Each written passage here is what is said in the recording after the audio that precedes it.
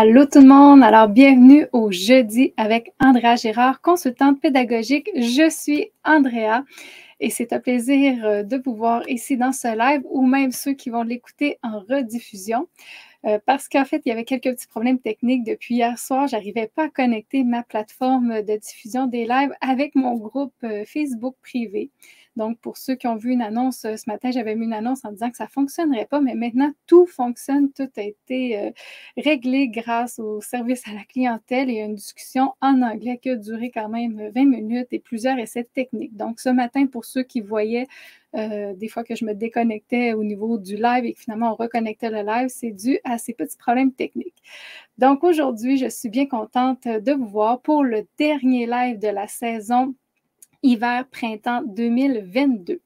Alors, dans ce live, je vais parler de mon ménage de printemps, je vais parler aussi des nouveautés et des changements par rapport à l'entreprise, bien sûr. Et pourquoi qu'on dit ménage de printemps? C'est souvent parce que c'est là où est-ce qu'on fait le ménage de notre maison, de notre appartement à fond. Mais c'est aussi le moment où est-ce qu'on sent le renouveau parce que, bon, les fleurs vont sortir, on sort d'une longue période hivernale, le soleil sort de plus en plus. Et au niveau énergétique, on a le goût de se transformer. On a le goût d'être plus aligné aussi avec ce qu'on veut être et ce qu'on veut faire. Alors, c'est sûr que moi, ça fait quand même 1 an et demi là, que je suis sur le web et qu'il y a des choses qui ne me convenaient plus, que je devais transformer.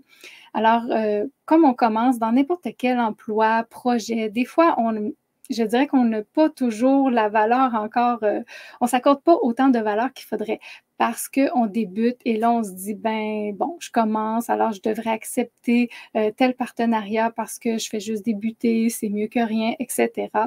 Donc, c'est un peu ça qui est arrivé et que là, au printemps, je me suis dit, ben c'est assez. Il y a des choses qui ne me conviennent pas, il y a des partenariats qui ne me conviennent pas non plus et il faut que je fasse du ménage là-dedans. Et même au niveau de certains projets, j'avais des aspirations depuis longtemps. Alors, il y a des projets qui datent depuis longtemps, mais que des fois, oui, je faisais des petites actions, mais je ne passais pas à l'action au complet parce que dans toutes les formations d'entrepreneuriat, on nous répète souvent que c'est impossible de réussir si on n'est pas entouré de mentors. Donc, ça a développé une certaine croyance dans ma tête que ben, la réussite est associée à être accompagné avec des mentors.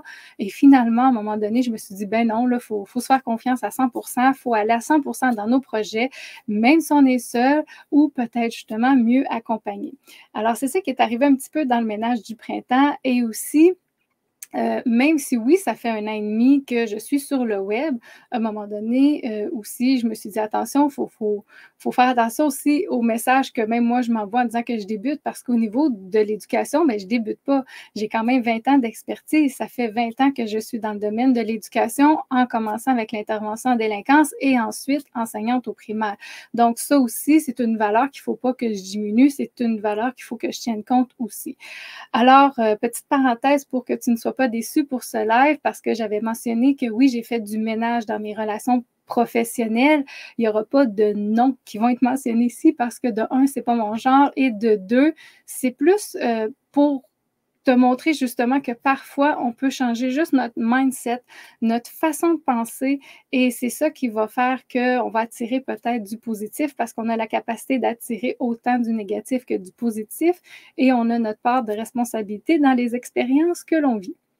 Alors, si tu me connais bien et pour ceux qui me suivent, ça résonne beaucoup ce que je viens de dire là avec le Ho'oponopono, qui est aussi, il y en a qui vont dire, ouais, mais ça résonne aussi avec la loi d'attraction. En effet, dans le Ho'oponopono, il y a aussi la loi de l'attraction.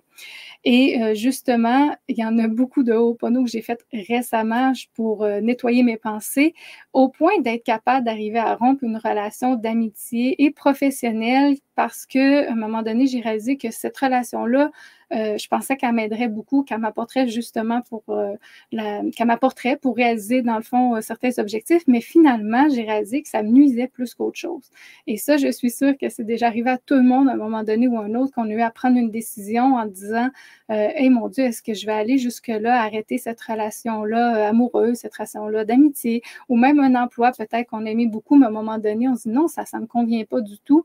Et sur le moment, on a un petit peu peur des manques que ça va créer à court terme, mais finalement, quand on écoute notre voix intérieure, on se dit que c'est la meilleure solution à long terme. Et justement, c'est ce qui est arrivé. Il y a eu une semaine, si on veut, de doute, là, que je me disais, bon, c'est-tu la bonne chose que j'ai faite? Mais je sentais que oui, c'était la bonne chose. Et une semaine plus tard, soudainement, est apparu plein de belles offres. Alors, j'étais vraiment contente de pouvoir annoncer ça aujourd'hui, tout ce qui s'en vient. Donc, par rapport justement au Ho'oponopono, c'est un sujet, comme j'ai déjà mentionné dans un live, que je voulais parler, que je voulais écrire un article sur le sujet parce que c'est une méthode que j'utilise même avec mes enfants pour la résolution de conflits familiaux. Et j'avais déjà soumis l'idée il y a plus de 6 mois quand même à Julien Perron, qui est le directeur du magazine Innovation en éducation, que j'ai déjà d'ailleurs reçu en live. Donc, si tu vas sur ma chaîne YouTube, dans les rediffusions des lives, tu vas voir une entrevue avec Julien Perron. Et comme ça, je lui avais dit l'idée que j'avais le goût qu'on parle du Ho'oponopono comme méthode de résolution de conflits. Et finalement, ça a pris plusieurs mois, comme tu peux constater, pour que là, je reçois soudainement, oui, ton article va pouvoir marcher avec le prochain magazine qui va paraître en juillet, qui s'intitule Tour du monde des meilleures idées éducatives. Alors, dans ce magazine-là, on va retrouver justement mon article sur le Ho'oponopono. Donc, ça, c'est le magazine. Je vais mettre le lien pour ceux qui voudraient peut-être l'avoir, Innovation en éducation. Donc, ça, c'est lui que j'avais paru pour l'article sur le diaphragme, sur la respiration. Et le prochain, vraiment, ça va être sur le Ho'oponopono et ça va être aussi intéressant parce qu'il va y avoir mon amie Marie-Claude Dubé, qui est l'auteure des Étoiles dans les yeux, qui a écrit aussi un article pour le prochain numéro parce que Julien m'avait demandé si je connaissais quelqu'un qui pourrait parler de l'éducation par rapport au Canada. Et nous, c'est sûr qu'on a 13 systèmes éducatifs au Canada, donc on n'a pas un système éducatif qui est commun à tous, mais Marie-Claude, qui est très inspirante, qui a une belle plume aussi pour inspirer les gens en éducation, c'est ça, elle était capable quand même, vu qu'elle a connu le Québec et l'Ontario, et d'autres même systèmes éducatifs, parce qu'on sait qu'elle est allée travailler dans le Grand Nord, de parler de la collaboration, de qu'est-ce qui favorise la collaboration en éducation. Donc ça, c'est un autre sujet aussi qui va être très intéressant, qui va paraître dans le magazine en juillet. Et pour ceux qui sont intéressés, c'est encore possible, j'ai vérifié ce matin, de le commander jusqu'au 20 juin, si je ne me trompe pas.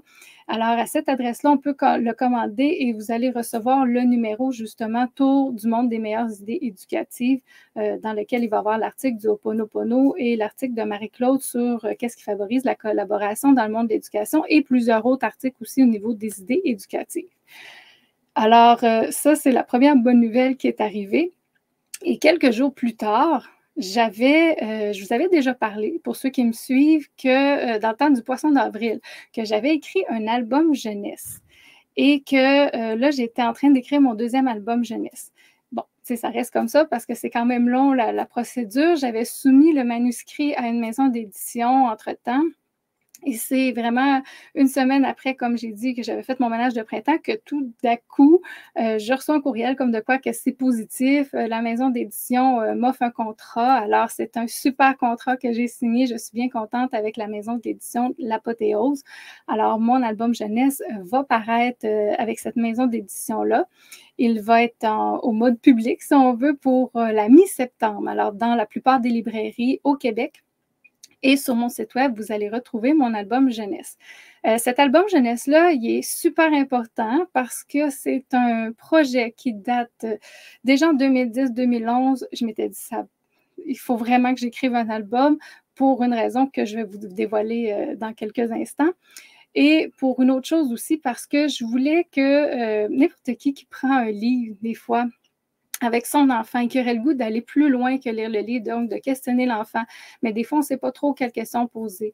Et même d'aller plus loin, mais je voulais qu'il y ait aussi du soutien pédagogique. Donc, dans mes critères, quand j'avais soumis le projet à la maison d'édition, j'avais comme 2 critères un petit peu moins négociables, mais que je suis vraiment contente que la maison d'édition a accepté.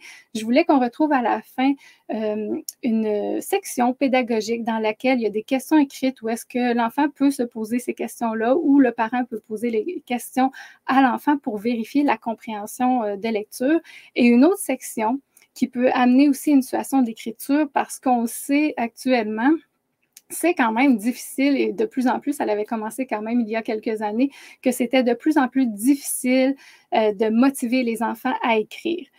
Bon, c'est sûr, avec toutes les technologies, on sait que c'est pas toujours évident. Les enfants, ça leur tente moins d'écrire une situation d'écriture et ça n'a pas besoin d'être toujours long, les situations d'écriture. Donc, justement, à la fin, il va y avoir une section qui va inviter à écrire un paragraphe ou plus si l'enfant se sent inspiré et il y a vraiment des idées qui sont suggérées pour que l'enfant puisse poursuivre l'histoire. Alors, ça va être, là, je me suis trompée avec, vous allez avoir plein d'affaires apparaître. Alors ça va paraître vraiment à la mi-septembre. Et une autre chose très importante de cet album jeunesse-là, c'est un autre critère qui n'était pas négociable de mon côté, mais ça m'a pris, c'est ça, plusieurs temps de trouver une maison d'édition que je savais qui serait beaucoup plus ouverte à accepter ce projet-là et ce critère-là parce que ça faisait des années que je m'étais fait dire que les maisons d'édition n'étaient pas très ouvertes pour mon critère. C'était que je voulais que l'album jeunesse soit entièrement écrit en écriture cursive. Alors, l'écriture en lettres attachées et avec une police d'écriture québécoise. Bon, pourquoi ça? Parce que en 2010, quand j'avais terminé mon bac en enseignement et que j'ai commencé à avoir ma classe en 2010, fin 2010, j'avais ma classe et en janvier 2011, je partais dans le Grand Nord et j'avais aussi ma classe à moi. Ce qui est arrivé, c'est ça, c'est qu'il n'y avait rien, il n'y avait pas de matériel. Donc, moi, j'avais suivi une belle formation avec Graziella Pettinati à l'Université Laval pour l'écriture cursive, mais même à l'époque, il n'y avait pas de matériel de cahier d'écriture beaucoup au niveau de la cursive. Il y en avait certaines, mais pas comme je l'avais vu en formation. Et moi, je trouvais que ça faisait beaucoup du sens que j'avais vu en formation au niveau du tracé naturel des enfants qu'on observe lorsqu'ils sont jeunes quand ils dessinent. Et là, je me disais, ben, ça n'a pas d'allure, il n'y en a pas de matériel. Donc, j'avais bâti à ce moment-là déjà un cahier qui était assez gros, là, entre 25 et 30 pages, pour que je puisse enseigner l'écriture cursive et que mes élèves puissent l'apprendre. Mais il n'y avait pas de livre qui soutenait ça. Et je ne me souviens plus exactement, mais je pense que la police Isabelle n'était pas encore offerte à cette époque-là sur Internet. Alors, si vous cherchez police Isabelle Graziella Pettinati, vous allez la trouver. C'est une police téléchargeable d'écriture cursive avec la police d'écriture québécoise. Et finalement, au fil du temps, est venue cette police-là. Donc, je l'ai utilisée pour mes documents pédagogiques. Ceux qui téléchargent déjà sur mes boutiques Mieux enseigner, Teacher, P-Teachers, vous avez vu, c'est la police que j'utilise pour tous les documents en écriture cursive. Et quand j'ai commencé à enseigner aussi à mes enfants, je me suis dit, ben ça n'a pas d'allure, il n'y en a pas, il n'y en avait pas encore. Donc là, j'ai cherché et j'ai trouvé qu'il y en avait en France. Donc là, maintenant, il y en avait, ça avait commencé, il n'y en a pas tant que ça. Des livres vraiment là, entièrement cursifs de A à Z, là, pas juste un mot là, qu'on met de temps en temps dans une page. Et finalement, il y avait mes premières lectures Montessori qui étaient avec des lectures graduées. C'était super intéressant. Donc, mes enfants ont lu beaucoup de livres en écriture cursive au niveau venant de la France. Et même s'il y a des différences, ils ont eu de la difficulté un petit peu avec les T, les P au début, ils ont quand même été capables de le lire facilement. Et là, je me suis dit, ben, c'est quand même un manque au Québec. Moi, je trouvais que ça n'a pas d'allure qu'on n'en ait pas. Et c'est pour ça que c'était un de mes critères. Et donc, cet album jeunesse-là va faire en sorte que c'est le premier livre qui va sortir au Québec en écriture cursive, entièrement écrit en écriture cursive de A à Z. Et avec la police d'écriture québécoise utilisée avec Graziella Pettinati, avec l'accord de Graziella Pettinati, tout a bien été vérifié. Et c'est ça, ça va sortir à la mi-septembre, donc je suis bien contente. Et pour ceux qui me disent, oui, mais mon enfant, il ne sait pas lire l'écriture cursive, c'est normal, s'il ne l'écrit pas, il ne la lit pas. L'écriture, c'est des symboles qu'on apprend après ça, la langue qu'on apprend, peu importe. Et veut pas, l'écriture en lettres attachées, c'est un symbole qui est différent de l'écriture qui n'est pas en lettres attachées, qu'on appelle l'écriture script. Mais pour ça, même si c'est un problème, il existe des solutions. Il existe toujours une solution où est-ce qu'on peut aider tout le monde à arriver à déchiffrer ce livre-là. Alors, il y a les parents, premièrement, qui peuvent sûrement lire le livre parce que la plupart des parents ont appris l'écriture en lettres attachées lorsqu'ils étaient jeunes. Et sinon, il y a une autre solution qui va être proposée à la fin août ou début septembre, en même temps à peu près que le livre va sortir. Donc, il va y avoir une solution qui va être gratuite, qui va être téléchargeable, où est-ce que l'enfant va pouvoir avoir, si on veut, une fiche pour s'aider, pour être capable de tout décoder quand même le langage en écriture cursive. Donc, à chaque problème, il y a sa solution et ça va être disponible et gratuit pour tout le monde à ce moment-là. Comme j'ai dit, fin août, début septembre. Là. Alors, vous allez être au courant. Je vais vous tenir au courant à ce sujet-là. Mais pour retrouver le livre en librairie, ça, c'est vraiment juste à partir de la mi-septembre et même pour la distribution que moi, je vais pouvoir en faire à partir de mon site web, ça va être à partir de la mi-septembre. Mais c'est sûr que ceux qui l'achètent sur mon site web, donc directement de moi, à ce moment-là, vont pouvoir avoir une dédicace dans le livre et un signet aussi à l'envoi, versus quand on l'achète en librairie, que c'est sûr que les livres ne seront pas tous dédicacés. Alors ça, c'est quand même une autre grosse nouveauté qui s'en vient. Donc, le magazine Innovation en éducation en juillet et ça ici en septembre. Et une autre nouveauté qui a fait son apparition sur mon site web, et j'en ai pas encore parlé parce que ça vient vraiment d'apparaître, parce que j'ai fait la programmation de A à Z, donc j'ai pas eu le temps de me concentrer encore sur la publicité, d'en parler, etc. Ça s'en vient, mais je m'étais dit qu'aujourd'hui, c'était le moment idéal pour lancer le sujet, lancer la nouveauté. Alors, c'est la formation Favoriser la réussite par l'enseignement stratégique. Alors ça, j'en avais déjà parlé. Alors ceux aussi qui me suivent depuis le début, même ceux qui ont déjà vu mon site web, c'était écrit qu'il y avait des ateliers en ligne qui allaient s'en venir sur les stratégies de lecture, d'écriture. Voilà, c'est ça. C'est un atelier en ligne qui tombe à point parce qu'on sait que de plus en plus, les enfants ont des difficultés d'apprentissage, surtout au niveau de la lecture et de l'écriture. C'est une situation qui m'inquiète très énormément, soit dit en passant. Et en plus, en ajoutant à cela, il y a aussi les enseignants qui sont épuisés, il y a aussi le nombre de personnes qui enseignent et qui n'ont aucune formation en enseignement qui augmente énormément. Donc, je ne me souviens plus des derniers chiffres, là, mais c'était autour de 2000 et plus là, quand même que j'ai vu pour cette année. Et je pense que ça va augmenter aussi l'année prochaine encore.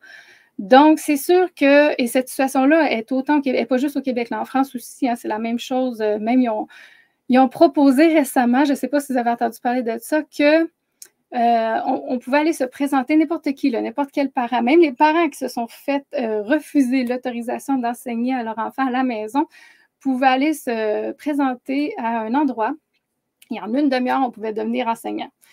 Incroyable. Écoutez, c'est une aberration quand même pour la profession, c'est une aberration pour le système d'éducation et j'en dirai pas plus, mais quand même, c'est quelque chose là, quand on est rendu là. Alors, c'est sûr que, et ça, je dis ça quand même parce que, comment je dirais ça? Je dis ça aussi parce que ça m'inquiète pour toutes ces raisons-là et pour le fait qu'on minimise à travers tout ça l'enseignement, on minimise qu'il y a des savoir-faire qui sont super importants parce que des fois, c'est ça qui va faire en sorte que l'enfant va apprendre ou non ou va retenir ou non une information. Et les stratégies aussi d'apprentissage de lecture, d'écriture, des fois, sont minimisées. J'ai quand même, ça fait 6 ans, 7 ans à peu près que j'accompagne déjà les parents au niveau de l'éducation à domicile et c'est un besoin aussi même que les parents m'ont parlé, qui ont dit, ben non, moi, je ne les enseigne pas. Ben oui, des fois, je vais dire, ben regarde la page couverture avant de lire ou pose-toi des questions, demande-toi si tu comprends ce que tu lis. Mais ça n'allait pas plus loin que ça, alors que ça devrait aller plus loin que ça, les stratégies de lecture, d'écriture. Mais c'est sûr que quand on ne sait pas comment faire, on ne sait pas où aller. Donc, je trouvais ça important d'avoir une formation qui explique vraiment la base. On part même avec c'est quoi une bonne planification sur plein d'éléments parce que pour être capable d'enseigner, il faut savoir bien planifier. Et ensuite, comment enseigner les stratégies de lecture, d'écriture avec une approche en 6 étapes. Et dans ces étapes-là, c'est normal, il y a même des enseignants expérimentés des fois qui sautent les étapes. Et là, c'est sûr qu'après ça, on arrive, on dit, ouais, mais là, les enfants, ils ont oublié d'utiliser leur stratégie, tout ça. Mais c'est parce que des fois, on va trop vite et on saute justement des étapes. Donc, il va y avoir les 6 étapes montrées pour la lecture, pour l'écriture. Il va y avoir des idées pour donner le goût aux enfants de lire, d'écrire. Et il y a aussi 2 super documents reproductifs de plus de 25 pages. Des cahiers pour les stratégies de lecture et des cahiers pour les stratégies d'écriture. Où est-ce qu'à ce moment-là, les enseignants ou les parents peuvent imprimer ça pour leurs enfants ou leurs élèves. Et aussi, à ce moment-là, ça va dépendre de la licence que tu as parce qu'il va y avoir 2 licences disponibles, licence individuelle ou licence institutionnelle. Alors, c'est sûr que l'enseignant peut lui-même choisir de prendre une licence individuelle et obtient les droits de reproduction pour sa classe à ce moment-là, mais pas pour l'école. À ce moment-là, l'école, ça serait une licence institutionnelle. Alors, je vous laisse découvrir ça justement sur l'adresse qui apparaît à l'écran. Cette formation-là, qui est vraiment, comme je dis, intéressante parce que c'est un clé en main. Alors, même les enseignants, des fois débordés, qui voudraient aller plus loin dans les stratégies de lecture d'écriture, mais là, ils n'ont pas tant préparé du matériel, ils ont les cahiers reproductifs où est-ce que l'enfant va pouvoir comprendre c'est quoi la stratégie, à quoi ça sert et quand est-ce qu'on peut l'appliquer. Il y a des exemples comment les appliquer et même à la fin des cahiers, il y a des signets qui sont imprimables, découpables, imprimables, que l'enfant va pouvoir amener partout ou même mettre dans son livre pendant qu'il lit. Alors, ça aussi, c'est quand même quelque chose de très intéressant. Et il y a aussi l'option d'avoir des posters de référence. Alors, des affiches 12 par 18, donc quand même une belle grande dimension là, pour afficher dans sa classe, qui sont en lien avec ce qui est vu dans les cahiers de lecture et d'écriture. Alors, ça, c'est quand même aussi intéressant parce que lorsqu'on enseigne, puis que les enfants, bon, eux autres vont avoir leur cahier avec beaucoup plus de détails, il y a les informations importantes qui sont ciblées sur les posters de référence et ça fait référence vraiment à ce que les enfants ont appris et c'est un beau rappel des fois lorsqu'on fait une situation de lecture ou d'écriture d'aller revoir les stratégies qui sont affichées en avant de la classe. Mais pour l'instant, la seule chose, la livraison de ces posters-là est disponible uniquement pour le Canada. Si vraiment, pour la France, c'est à déterminer là, encore les frais de livraison, etc. Et là, j'attends des nouvelles de certains prix. Alors, pour l'instant, la procédure apparaîtra dans le module 0 ou peut-être éventuellement sur mon site web. Ça sera écrit, on verra, mais sinon, ça va être tout disponible si jamais quelqu'un demande des informations pour en dehors du Canada. La seule chose, les livraisons pour les posters et même le portail de formation vont ouvrir le 27 août 2022. Donc, c'est à partir du 27 août que les livraisons vont être envoyées pour les posters de référence et la formation, on peut l'acheter maintenant parce qu'elle est en offre de lancement à 25 % de rabais, mais le portail va ouvrir seulement à partir du 27 août. Et cette nouveauté-là m'a inspiré le fait que j'ai beaucoup aimé le fait que ce soit un atelier en ligne. Là-dedans, il va y avoir aussi pourquoi atelier formation? Il y en a qui m'ont posé la question, c'est quoi la différence? En fait, c'est qu'un atelier, c'est beaucoup plus court. Moi, je voyais ça, une formation comme beaucoup plus long, comme celle que j'ai faite sur ma maison, mon école, ma liberté, où est-ce qu'il y a des actions qu'on fait dans la maison, où est-ce qu'il y a plus de transformation, où est-ce qu'il va y avoir des gros changements, si on veut. Tandis que l'atelier, on prend l'information, c'est ça l'information, on a nos documents reproductibles, c'est comme simple, concret, c'est assez court et voilà, on est déjà capable d'appliquer tout de suite quelque chose. Il n'y a pas nécessairement d'accompagnement pour avoir une transformation quelconque, etc. Donc, à ce moment-là, c'est sûr qu'elle est là un petit peu la différence et j'ai vraiment aimé ça, le concept d'atelier, au point que je voulais même plus offrir ma maison, mon école, ma liberté, parce que je me disais, il faut que je transforme ça en atelier, c'est plus intéressant, etc. Mais là, j'ai écouté quand même certaines personnes, donc beaucoup de gens m'ont dit, là, fais pas ça, enlève pas ça, il y a tellement de contenu là-dessus. C'est sûr qu'il y a quelqu'un qui veut savoir comment faire l'école à la maison et être à l'aise, d'être libre ensuite d'utiliser différentes pédagogies, savoir quoi faire pour la paperasse du ministère pour le Québec, savoir comment obtenir les diplômes au Québec, en France, etc.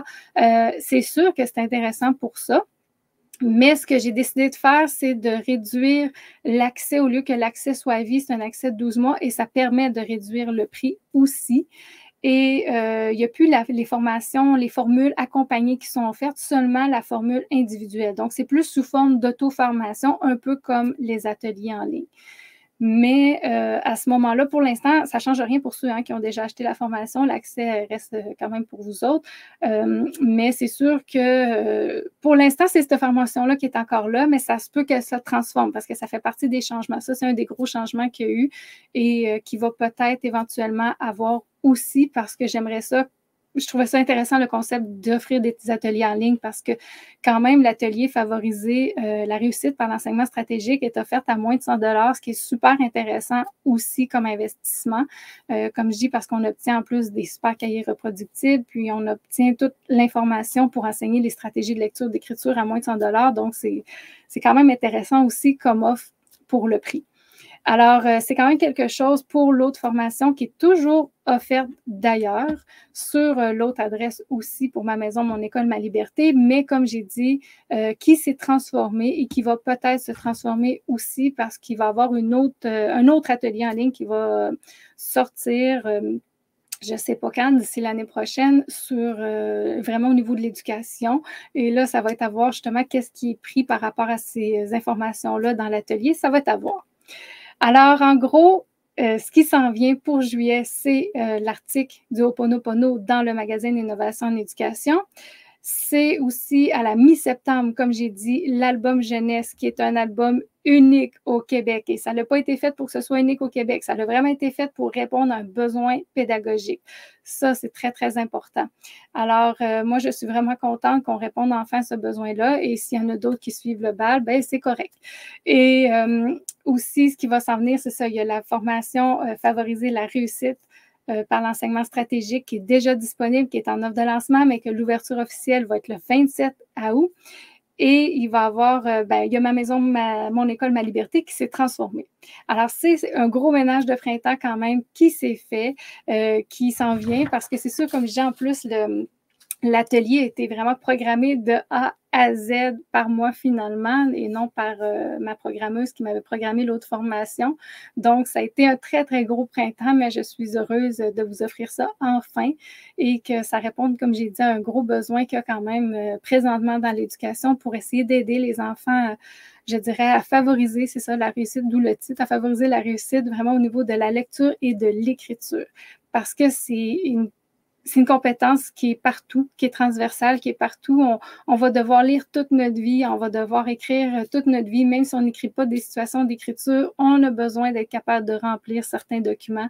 On a besoin de lire des règles de jeu pour jouer avec d'autres personnes. Donc, c'est super important quand on est capable d'être, je dirais, d'avoir au moins la liberté d'être capable de lire, d'écrire, quand même bien qu'on a une dyslexie ou une dysorthographie, qu'on lit plus lentement, qu'on écrit plus lentement ou qu'on fait des erreurs. Si au moins on est capable de lire, d'écrire, de comprendre ce qu'on lit et de comprendre ce qu'on écrit, de se faire comprendre, c'est déjà une super réussite. Alors, merci à ceux qui sont là depuis le début. Merci à ceux qui se sont joints et qui vont aussi l'écouter en rediffusion. Merci à ceux qui commentent, qui partagent. Et aussi, je voulais dire merci à mes invités. Merci à mes invités de la saison de l'hiver-printemps. Donc, Marie-Claude Dubé, l'auteure des Étoiles dans les yeux. Peggy G. Desandé, qui était venue nous parler des cycles lunaires pour mieux se connecter à sa féminité.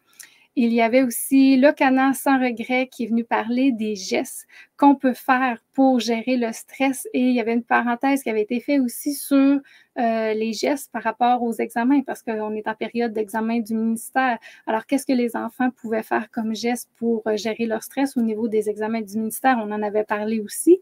Et il y a eu Chantal Bouchard, alias Miss Flower, qui était venue nous parler de l'apprentissage d'une seconde langue dans le plaisir, parce que c'est ça son concept et c'est très, très motivant de suivre ses cours d'anglais avec elle. Alors, merci aux invités qui se sont présentés. Les jeudis vont revenir dans le mois d'août. Alors, à la mi-août, je vais recommencer les jeudis avec Andrea Girard, consultante pédagogique. Et à partir de septembre, ce sera les nouveaux invités. Alors, il va y avoir des nouveaux invités qui vont venir pour la saison de l'automne, mais ça, je vais vous en parler tous dans le mois d'août. Ça va être annoncé qu'est-ce qui s'en vient pour l'automne. Alors, merci beaucoup d'avoir été présent ou de l'écouter en rediffusion. Vous pouvez aussi partager des fois lorsque vous voyez des lives qui vous intéressent avec des sujets des informations qui vous intéressent aussi, ou commenter ou seulement cliquer j'aime parce que c'est toujours apprécié. Et je vous souhaite une bonne fin d'après-midi pour ceux qui sont au Québec ou une bonne fin de soirée pour ceux qui sont en France. À bientôt!